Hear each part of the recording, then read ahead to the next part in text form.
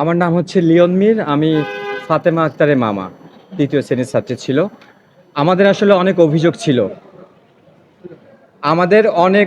ছিল। কিন্তু অভিযোগ এখন পর্যন্ত বিগত যে সরকার ছিল, সরকারের কাছে আমরা অনেক আবেদনও জানিয়েছি। কিন্তু এখন পর্যন্ত সরকার আমাদের কোনো কথাই শুনেনি।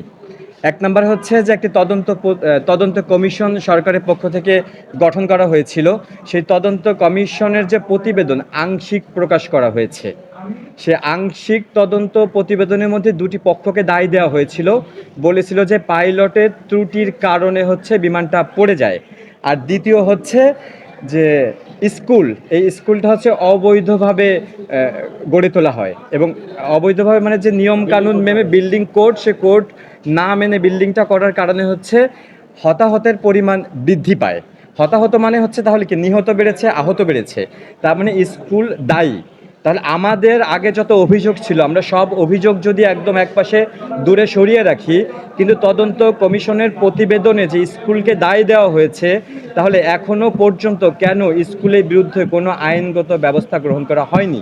এই ব্যাপারটা আসলে আমরা সরকারের কাছে বারবার জানতে চেয়েছি, আহ্বান করেছি যে স্কুলের বিরুদ্ধে একটা ব্যবস্থা নেওয়া হোক, কিন্তু স্কুলের বিরুদ্ধে কোনো ব্যবস্থা নেওয়া হয়নি। অবশেষে আমরা শেষ বেলায় এসে আমরা আইনের কাছে এসে দ্বারস্থ হয়েছি।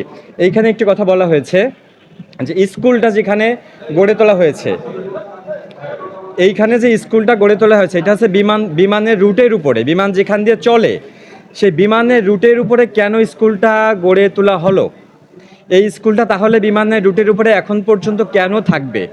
এর আগে হচ্ছে জনস্বার্থে আইনজীবীরা একটা রিট করেছিল। ওই রিটটা আসলে আমরা করিনি, জনস্বার্থে আইনজীবীরা করেছিল। এইটা হচ্ছে আমাদের ফার্স্ট, এই যে এখন যে পদক্ষেপটা নেওয়া হয়েছে, এটা আমাদের নিহত আহত পরিবারের পক্ষ থেকে প্রথম পদক্ষেপ।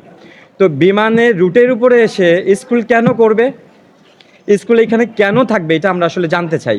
আমরা চাই যে এখানে হয়তো বা বিমানের রুট থাকবে, না হয় স্কুল থাকবে, দুটোর একটা থাকবে।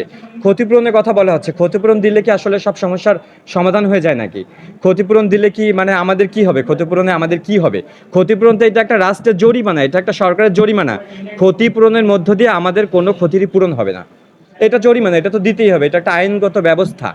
একটা রাষ্ট্রের আইনগত ব্যবস্থা হচ্ছে ক্ষতিপূরণ। কিন্তু ভবিষ্যতে যেন আর এই ঘটনার পুনরাবৃত্তি না ঘটে, ভবিষ্যতে ওইখানে যারা শিক্ষার্থী আছে এদেরকে সরায় নেওয়া হোক, স্কুলটা সরিয়ে নেওয়া হোক। ঘটনার পুনরাবৃত্তি যাতে না ঘটে, বিমানবন্দরের রুট থেকে স্কুলটাকে সরিয়ে নেওয়া হোক। এটা হচ্ছে আমাদের একটা অন্যতম একটা আবেদন এই সরকারের কাছে, এই রাষ্ট্রের কাছে।